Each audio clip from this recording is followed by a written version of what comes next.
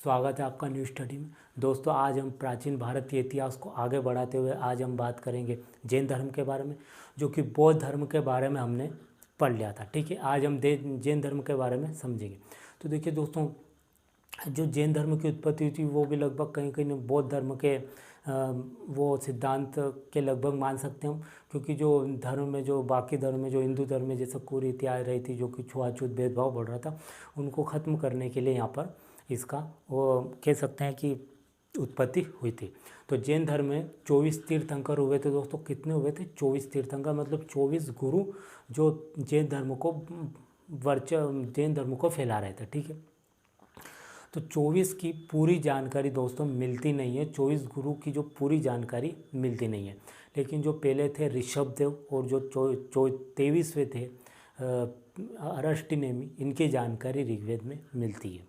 ठीक है, बस यहाँ से क्वेश्चन बन सकता है कि ऋग्वेद में किसकी जानकारी मिलती है। तो पहले थे ऋषभदेव और जो 22वें थे अरष्टिनेमि, उसकी जानकारी मिलती है। ठीक है, अब जो 23वें तीर्थंकर थे वो थे पार्श्वनाथ के बारे में हम दोस्तों देखेंगे। तो देखिए, अगर मैप में देखें तो ये यहाँ पर काशी, यहाँ पर यूपी, यहाँ काशी महाजनपद हुआ करती थी, तो वहाँ पार्श्वनाथ का जन्म होता है। और उनके पिता का नाम देखें तो अश्वत्थेन था। उनके पिता भी राजा थे, लेकिन और उनका विवाह भी हो गया था। ठीक है, लेकिन क्या हुआ कि फिर उनको भी मतलब मन नहीं लगता था, वो चिंतित रहते थे। तो फिर क्या हुआ, उन्होंने सब कुछ छोड़ छाड़ दिया, घर बार, और चले गए वो सम्यक पर्वत पर। और सम्यक पर्वत पर चले गए और उनको क्या हुआ, मोक्ष की मतलब ज्ञान की प्राप्ति हुई। दोस्तों, अगर बौद्ध धर्म में देखें जो ज्ञान प्राप्त होता है उसको बोधित्व कहा जाता है, और अगर जैन धर्म में जो ज्ञान प्राप्त होता है उसको केवल्य कहा जाता है। तो 84वें दिन उनको क्या हुआ, केवल्य की प्राप्ति हो गई। ठीक है, फिर उन्होंने अपना ज्ञान दिया, अपना उपदेश दिया।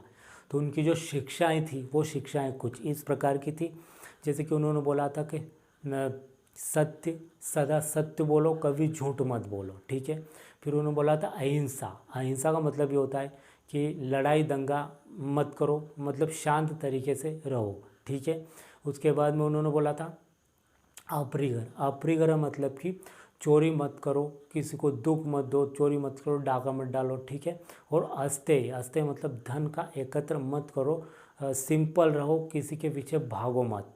ठीक है, और फिर एक और इन 4 शिक्षाएं तो पार्श्वनाथ ने दी थी, और जो एक 5वीं शिक्षाएँ थी, 5वीं शिक्षा जो दी थी वह महावीर स्वामी ने दी थी। महावीर स्वामी की एक शिक्षा होती ब्रह्मचर्य। उन्होंने बोला था कि ब्रह्मचर्य को उन्होंने बढ़ावा दिया था। तो 5 शिक्षाएँ थी। ठीक है, 4 तो पार्श्वनाथ ने दी थी और एक महावीर स्वामी ने दी थी। तो आइए दोस्तों, अब महावीर स्वामी के बारे में देखते हैं। तो देखिए, 23 तीर्थंकर दोस्तों हो चुके थे। 24वें तीर्थंकर थे, वो कौन थे? महावीर स्वामी। महावीर स्वामी 24वें थे और अंतिम थे। तो इनके बारे में दोस्तों देख लेते हैं। तो देखिए, महावीर स्वामी का अगर देखें इनका समय काल, तो 540 से 468, मतलब 72 वर्ष की आयु तक वो जीवित रहे थे। तो देखिए, उनका जन्म जो हुआ था वो कुंडल ग्राम वैशाली महाजनपद जो हुआ करती दोस्तों, वो कुंडल ग्राम में उनका जन्म हुआ था। ठीक है, और उनकी मृत्यु होती है वो 468 ईस्वी पूर्व में पावापुरी में होती है दोस्तों। ठीक है, कहाँ होती है? पावापुरी में। उनका जन्म 540 में कुंडल ग्राम में होता है, और मृत्यु जो होती है 468 ईसा पूर्व में पावापुरी में होती है। ठीक है दोस्तों, और अगर गौतम बुद्ध का देखें, गौतम बुद्ध का तो उनका जन्म लुम्बिनी ग्राम में हुआ था, और उनकी जो मृत्यु हुई थी वो दोस्तों कुशीनगर में हुई थी। ठीक है, इनके पिता का नाम देखें, महावीर स्वामी के पिता का नाम सिद्धार्थ था, और ये भी देखें तो वैशाली के राजा थे। ठीक है, और इनके माता का नाम त्रिशला था। जो महावीर स्वामी के जो गोत्र थी वो जांत्रिक गोत्र थी, और गौतम बुद्ध की जो गोत्र थी वो शाक्य गोत्र थी। ठीक है दोस्तों, दोनों को पॉइंट मिलाकर पढ़ेंगे दोस्तों तो कन्फ्यूजन बिल्कुल दूर हो जाएगा, कोई कन्फ्यूजन नहीं रहेगा। तो फिर हमको कन्फ्यूजन रहेगा कि ये बौद्ध धर्म का पॉइंट है या ये जैन धर्म का पॉइंट है। ठीक है दोस्तों, क्योंकि दोनों धर्म लगभग साथ साथ चल रहे थे। ठीक है, तो ये जो महावीर स्वामी की जो माता थी त्रिशला, ठीक है, त्रिशला जो एक राजा था चेटक की बहन थी, जो लिच्छवी की राजकुमारी थी। और वही चेटक जो फिर आगे राजा आता है बिंबिसार की पुत्री से उसने बिंबिसार ने चेटक की पुत्री से विवाह किया था, तो ये कहीं ना कहीं रिलेटेड थे जो महावीर स्वामी और जो बिंबिसार थे। और हम देखेंगे कि आने वाले समय में जो बिंबिसार थे उन्होंने जैन धर्म को भी स्वीकार किया था, उनको ग्रहण भी किया था। ठीक है दोस्तों, तो यहाँ पर क्या होता है कि फिर कुछ समय महावीर स्वामी बड़े होते हैं और फिर क्या होता है कि उनका विवाह कर दिया जाता है यशोधरा नाम की, सॉरी दोस्तों, यशोदा थी। यशोधरा तो गौतम बुद्ध की पत्नी का नाम था, यशोदा महावीर स्वामी की पत्नी का नाम था। और उनकी एक पुत्री थी जिनका नाम था प्रियदर्शना। ठीक है, प्रियदर्शना, कहीं कहीं प्रियदर्शनी भी मिलता है। और फिर जब प्रियदर्शना था तो जमाली नाम की युवक से उनका विवाह हो जाता है। ठीक है, और फिर 30 वर्ष की जब आयु रहती है महावीर स्वामी की, जब आयु 30 वर्ष हो जाती है, ठीक है, तो फिर वो क्या करते, चिंतित तो थे ही, पहले भी चिंतित थे और अब भी ज़्यादा चिंतित रहते हैं कि क्या है, कैसा क्या है संसार, दुनिया, मोह माया, इनको ऐसा लगता था। तो फिर उनका एक बड़ा भाई रहता है जिनका नाम था नंदीवर्धन, और महावीर स्वामी का जो बचपन का नाम था वो था वर्धमान। ठीक है, ये था। तो क्या हुआ कि फिर उन्होंने बड़े भाई से चर्चा की, और चर्चा करने के बाद फिर वो बोले ठीक है, तो फिर वह चल गए जाम्बिक ग्राम। ठीक है दोस्तों, नाम याद रखें, जाम्बिक ग्राम, और रिजुपालिका नदी के तट पर शाल के वृक्ष के नीचे। ठीक है, जो महावीर स्वामी गए थे, जो गौतम बुद्ध गए थे, वो गए थे उर्वेला, निजना नदी के तट पर पीपल के वृक्ष के नीचे गौतम बुद्ध थे। और जाम्बिक ग्राम रिजुपालिका नदी के तट पर शाल के वृक्ष के नीचे दोनों ने तपस्या की थी, तो वो थे अपने महावीर स्वामी। महावीर स्वामी 30 वर्ष की आयु से घर से बाहर निकले थे। ठीक है, तो 42 वर्ष इनकी आयु हो गई थी। 12 वर्ष तक इन्होंने इधर उधर भटकते रहे और तपस्या की। तो जो मैंने बताया कि जो जैन धर्म में जो ज्ञान प्राप्त होता है उसको क्या बोलते हैं, कैवल्य बोलते हैं। ठीक है, और गौतम बुद्ध में भी देखेंगे बौद्ध धर्म में तो वहाँ पर बोधित्व या तथागत बोला जाता नहीं। फिर उन्होंने अपना उपदेश दिया, 42 वर्ष की इनकी आयु हो गई थी। फिर इन्होंने जो अपना उपदेश दिया वो अपने दामाद जो थे जमाली, उनको भी दिया, और इनको जो शिष्या थी चंदना को भी दिया। और धीरे धीरे जो कि जैन धर्म है काफ़ी फैलता गया। जैन धर्म में दोस्तों कठोरता को काफ़ी अपनाया था, जो कि बौद्ध धर्म था उन्हें बीच के रास्ते को अपनाया था, ना ज़्यादा नरम ना ज़्यादा कठोर, बीच का रास्ता, सरल मार्ग।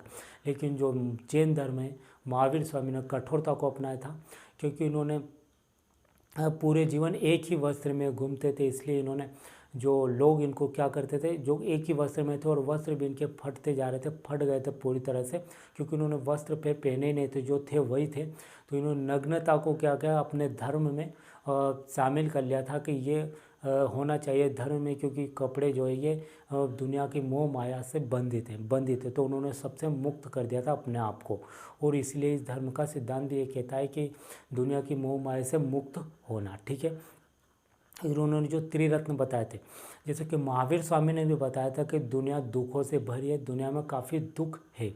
तो इस दुख से निपटने के लिए उन्होंने क्या बताए थे, त्रिरत्न बताए थे। ठीक है, त्रिरत्न कौन कौन थे, सम्यक ज्ञान यानी ज्ञान हमारे पास होना चाहिए, हर चीज़ का ज्ञान लो। ठीक है, सम्यक दर्शन यानी हमको देखने के लिए दर्शन होना चाहिए, कोई दार्शनिक होना चाहिए। फिर उसके बाद में देखें तो सम्यक आचरण, ये त्रिरत्न बताए थे। और जो जैन धर्म था, जिस सिद्धांत पर आधारित था, उनका क्या कहना था जैन धर्म का, उनकी शिक्षाएं क्या थी दोस्तों, तो ये हम जानते हैं। तो देखिए, जैन धर्म की जो शिक्षाएं थी वो आत्मा विश्वास करते थे।